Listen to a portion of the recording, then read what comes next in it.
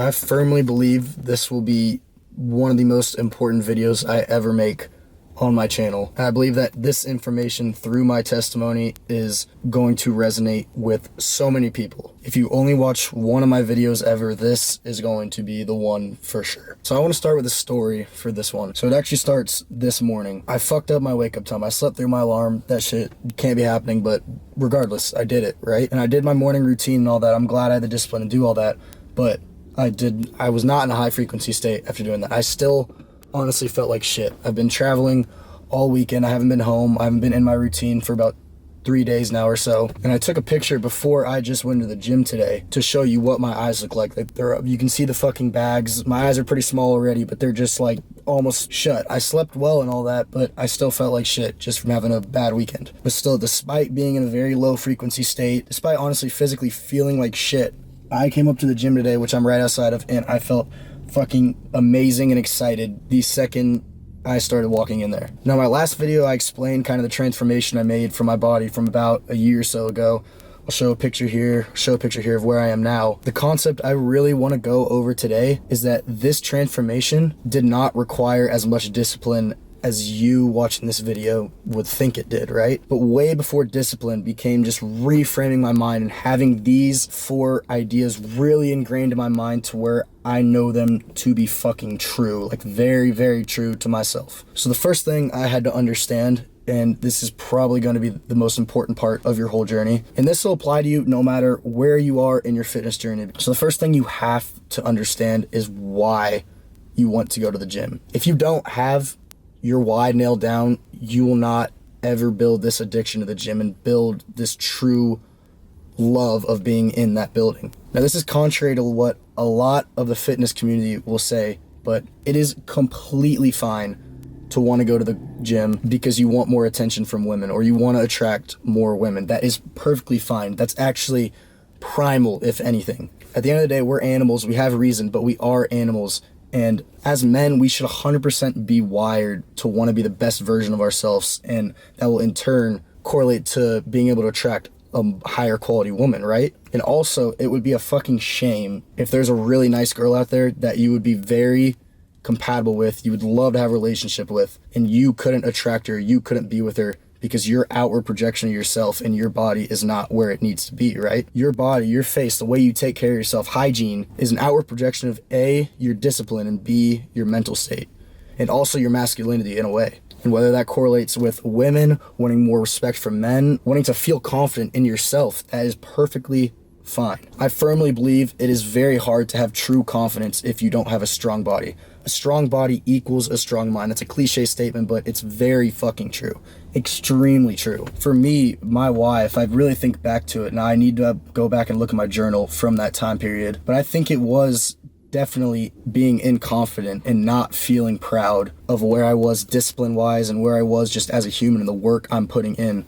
Confidence is earned. That's another topic we'll get into on this channel, but confidence is earned through doing hard work, through doing stuff that takes discipline, through doing stuff that other people can't do. That's how confidence is earned. It can come through positive feedback loops from when you're a kid, whatever. That's a bad mindset to have, but confidence is something you have to earn as you're growing up. And I was not where I wanted to be in that regard. And I'm gonna go look back at my journal and see if I can find anything that will show how I was feeling, but I can 100% tell you deep down, I knew I was not where I wanted to be, and that's one of the core reasons why I built this addiction, this hobby, and this habit. Now, my other why, which I know fully is the main reason once I got in there, is that I became addicted to the progress. And that's going to become the second point of the video, because every single person you see in this gym has that why, whether they know it or not. We're wired as humans to love progress and love seeing improvement and stuff, right? Every single person feels happy when they hit a PR in there. I can't tell you someone who does that and is like, oh yeah, cool, I hit a PR. No, you fucking love that shit. It's awesome. And whether you start out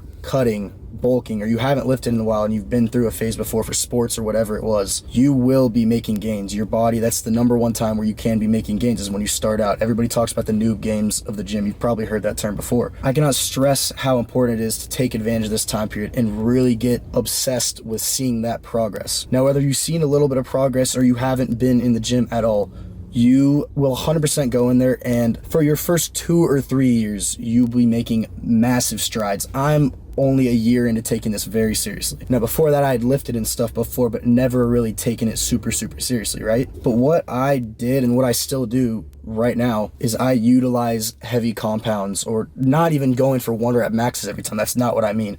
But I utilize those compounds you start your lift with to track my progress and really use it as something to notify myself of when I'm getting better. And if you're going consistently, you will see progress week to week, guaranteed, when first starting out. So I'm on a push-pull leg split. It doesn't matter what split you do. On my chest day, for my first 6 months, I started out with bench. For my back days, I started out with mag grip pull down, which is the pull down that where your hands are angled in and you're pulling down at from this width, right? I started with that every single time. And on leg day, I had a broken ankle for the first 3 or 4 months of when I started taking this seriously. But right after that, I started squatting and tracking the progress on there. Now, your brain is going to want to skip this step because it thinks this is too much. It thinks this is too radical. It does not want to do this. You cannot skip this step. This is what helped me.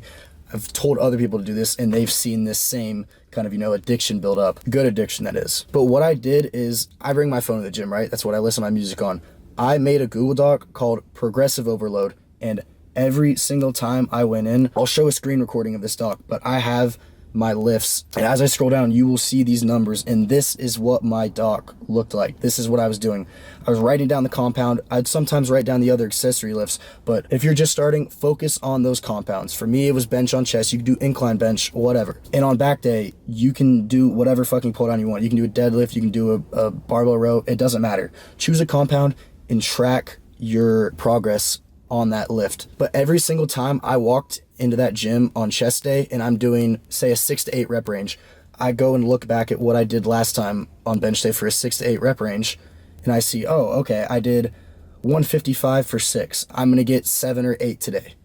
And that is a challenge. And when you get that 7 or 8, it feels so fucking great. So great. Now, a lot of people make this mistake of not tracking their progressive overload and really having something to work for every single time they step into that gym. But this is a way you can ensure you have it and ensure that every single time you walk in there, there's a challenge like you cannot fucking wait to have. It's like if you play a sport, like that feeling you get before a basketball game or before a baseball game or before football, whatever. You get that every single time you're about to walk in there, right? So one more time, I'll show just a screenshot of what a bench day looked like and how I would go into that wanting to beat that number that's from the last time I benched, right? And as you move forward, you're going to be wanting to do this with every one of your lifts, and that's why I promote tracking your lifts so much.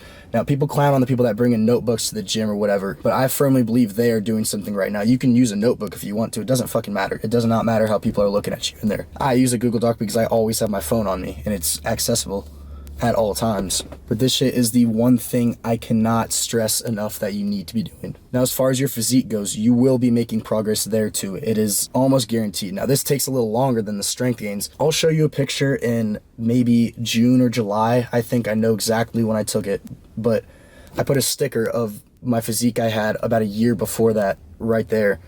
And this was the first time ever I looked at the progress I made after starting this journey. And I was just like, wow, like this is awesome. Because before that, now call it body dysmorphia or whatever, but every time I walk in there and I look in the mirror and I see this physique, I'm like, all right, cool. This is good, but I want to be better, right? Like I want to grow, and everybody has that. That's not body dysmorphia, that's wanting to improve. But I remember that first time I felt proud of the physique I built, and it took 3 or 4 months. I think it was June, July when I took this picture, and I started in around March, April. But that feeling is so fucking amazing, and you will have that feeling at some point after starting your journey, 100%. Every single day I got out of the sauna at my old gym, and I would always get in it after. I would look down at my physique and I would look in the mirror and I'd be like, I don't want this. I want to improve. And that fueled me every single time. And when I finally saw that progress on my body, it was fucking amazing. I can't even I I cannot understate that feeling. This segment of this video, this number 2 part, is going to be the most important for your journey. And if you need to go back and watch that again, I 100% recommend that, because it really took a rewiring of how I thought about the gym and how I thought about myself to really get where I am today. That's what it took to give me the physique I have now and the physique I'm gonna have in the future, because I'm still using these ideas today. I'm only a year in, and I still walk in there excited every single day, not only for that present moment, but also for the next time I get to walk in there. Now, the third point I want to talk about is something I've never seen on YouTube talked about in this way, and that's going to be to avoid the Dunning-Kruger effect. Now, this is probably my biggest fault of when I was starting out in the gym, right? If you don't know what the Dunning-Kruger effect, I'll show a chart on the screen right here somewhere. Basically, what this chart means is that when you start something, you know nothing, but almost right after starting, you think you know everything about it. Like, I can recall my first 2 months in the gym or so, I was like, oh my gosh, I got this shit down. Like everybody else in here, they don't know shit. Like, this is like my thing. I know what I'm doing. But that is a mindset that completely torched me. Now, as you see, when you go up the curve, it starts to go down once you reach that peak, right? This is a psychological term that works with everything in life too. As you go down that slope, your perception of knowledge goes down. If you never have to reach this peak where you think you know everything, you're learning through that period. When you're up here, you're not learning. You think you know everything, right? With the gym is where I see so many people think they have this. I still watch videos now wanting to learn. I'm a year in. I went through this bell curve. Right now, I look at myself, I'm like, there's so many people in there that have better physiques, that know more than me, that have been doing this for longer, and I recognize that now, and that's why I'm still growing 1 year in, right? Because I don't believe that I know everything. I believe there's so much knowledge out there, and what that does is makes you immersed in this gym community. Like, another thing that was big for me was really enjoying watching YouTubers, watching fitness influencers, right? And I still do. It's something that I enjoy. This is a hobby of mine at the end of the day, and I really like watching people partake in it. But what not thinking you know everything does to you is it immerses you in this community. It might make you go talk to a guy that's bigger than you in there, and you learn something from him that's like, oh, that resonates with me, that fits my training style or what I'd want to do, right? Or it gets you immersed in this community where you say, watch some fitness YouTuber like Alex Eubank, for example, and you see him doing something and you don't think, oh, he's doing it wrong, like this isn't optimal or whatever. You watch it, you're like, oh, maybe I could implement this in my training, or maybe I could grow from this or learn from this.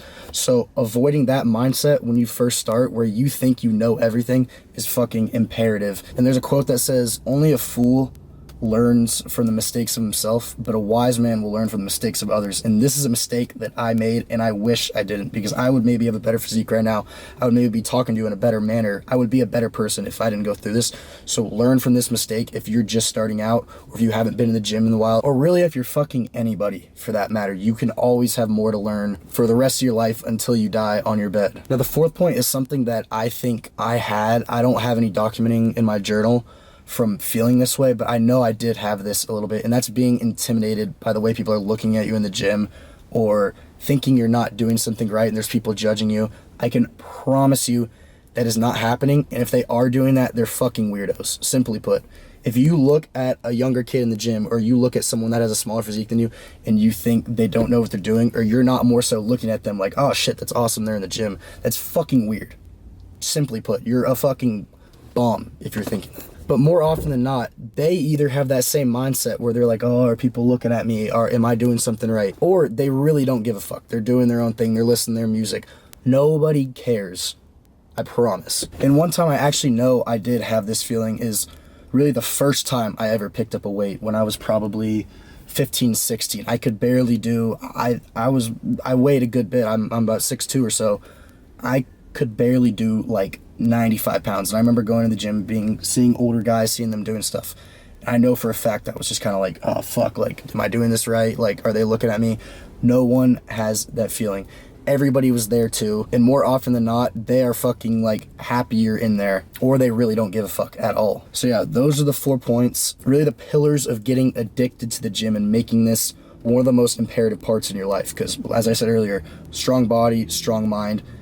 So many successful people, entrepreneurs, athletes, whoever, start their journey of becoming disciplined through going to the gym, through working out. Alex Hormozi, Hamza, Chris Williamson, a lot of these people, especially that you see on the internet, started with some form of physical activity. David Goggins, like so many of these people use this as a building block. And that goes back to my last video about holistic self-improvement and how training is such an imperative part of improving both your brain, your body, and just your character as a man. So my camera's about to die, but I will be going into more depth on these points in other videos because I believe they're so imperative. This is the one thing that I've thought about so much that I wish people knew. In a huge way, I believe I can impact this fitness community, is really going over the psychology of how you start, how you love this, in ways to just improve your character as a man at the end of the day. So thank y'all for watching. I hope one of these points resonated with you and can help you just become a better person at the end of the day. So yeah, God bless y'all.